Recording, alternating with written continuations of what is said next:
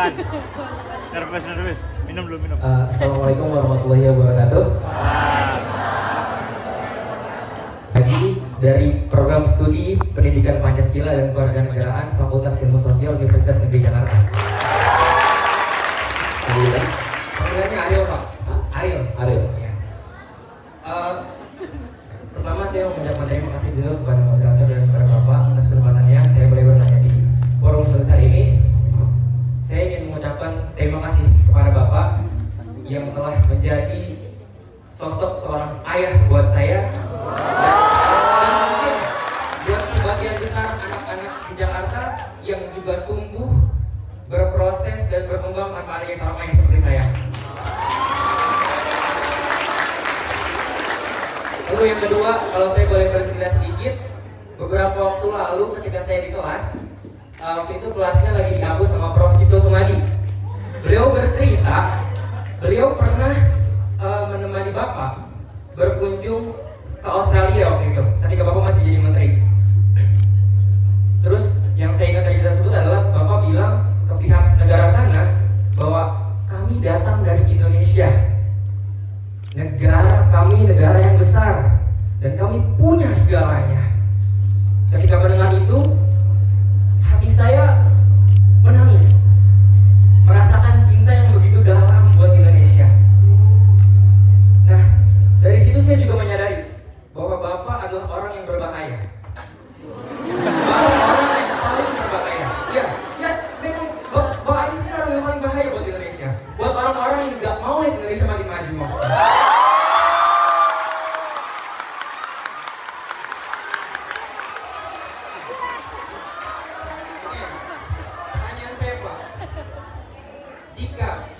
Jika Allah Subhanahu wa Ta'ala memberikan masa usia yang panjang sampai 2029, akankah Bapak kembali mencalonkan diri sebagai RI1?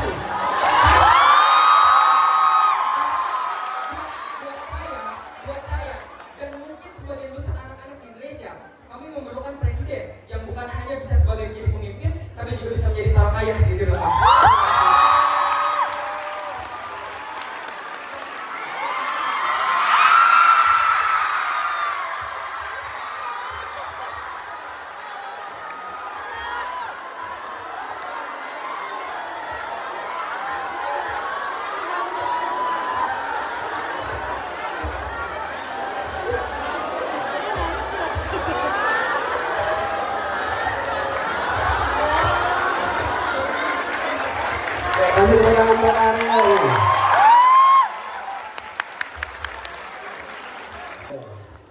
Insyaallah Ariel akan bisa melampaui yang diharapkan ibunya.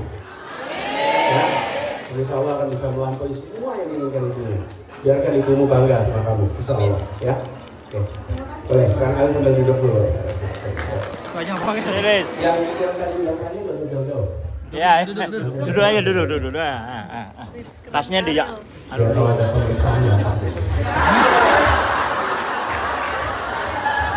Kan nyala lagi. Yang bertanya jauh. Tahun berapa? Yang ditanyakan tahun. Kita doakan umur kita panjang. Kita doakan pintu-pintu perjuangan terbuka. Dan kita terus mengabdi untuk Indo. Tapi saya ingin cerita sedikit. Ini terkait dengan perjalanan itu. Negeri kita ini negeri yang memiliki begitu banyak. Dan kekayaan terbesar kita adalah manusia Indonesia. Itu aset terbesar bangsa ini. Jadi kalau ada yang bilang kita kaya mineral, kaya gas, kaya dengan minyak, itu sampingan. Kekayaan terbesar kita adalah manusia Indonesia. Itu kekayaan terbesar kita. Dan jumlahnya di dunia nomor 4. Syaratnya harus manusia yang tercerdaskan. Kalau manusia tidak tercerdaskan, maka dia menjadi beban. Karena itulah penting sekali pendidikan. Dan UNJ punya tanggung jawab moral yang besar terkait hal ini. Ya kan? Saya ingin sampaikan teman-teman kepada dunia untuk menengok pada kita. Karena kita ini bisa jadi contoh banyak hal. bagaimana kita ini bersatu. Ini teman-teman di sini semua yang kalau boleh saya tanya, yang berasal dari Pulau Sumatera, yang berasal dari Pulau Kalimantan, yang berasal dari Pulau Sulawesi. Baru sebut pulau-pulau aja sudah macam-macam sekali, bukan? Bahasa daerahnya beda-beda, bukan? Teman-teman, kita ini punya kemampuan bersatu yang tidak dimiliki bangsa lain.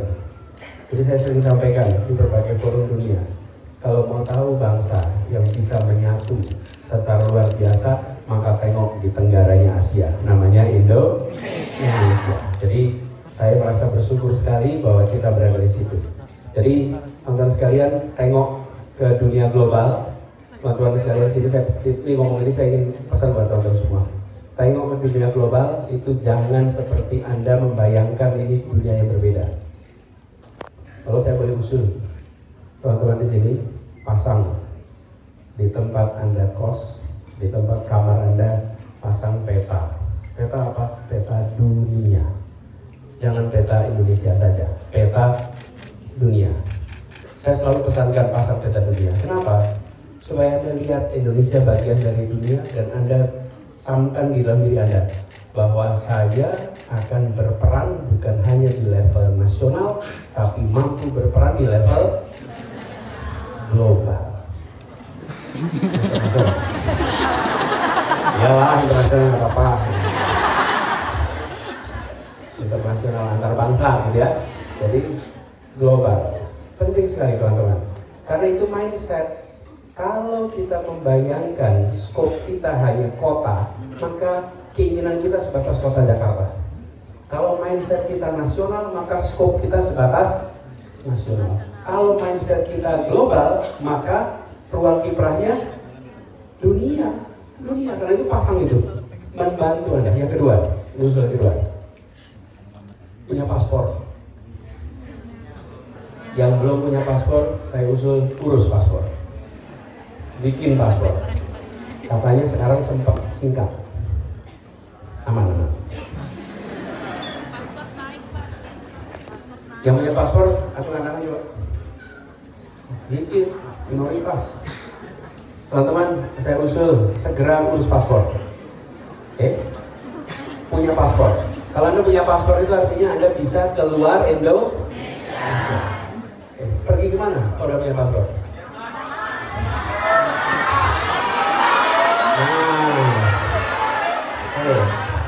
Teman-teman, nih, kalau Anda punya paspor, maka Anda langsung berpikir saya mau kemana ya pakai ini. Tapi kalau Anda nggak punya paspor, Anda nggak pernah berpikir mau kemana, betul tidak? Nah, punya paspor habis itu Anda lihat tuh peta itu, saya mau kemana. Dan hari ini teman-teman, dengan kemajuan digital, kita menemukan biaya perjalanan domestik bisa lebih mahal dari perjalanan global. Anda kan bisa ke banyak tempat pakai paspor. Sesudah itu Anda punya namanya wawasan global. Lokasi lahir boleh di mana saja, tapi cita-cita dan wawasan harus di langit global. Jadi teman-teman sekalian, saya usul nih dari pertanyaan itu, karena saya yang 29 nanti kita jawab nanti aja.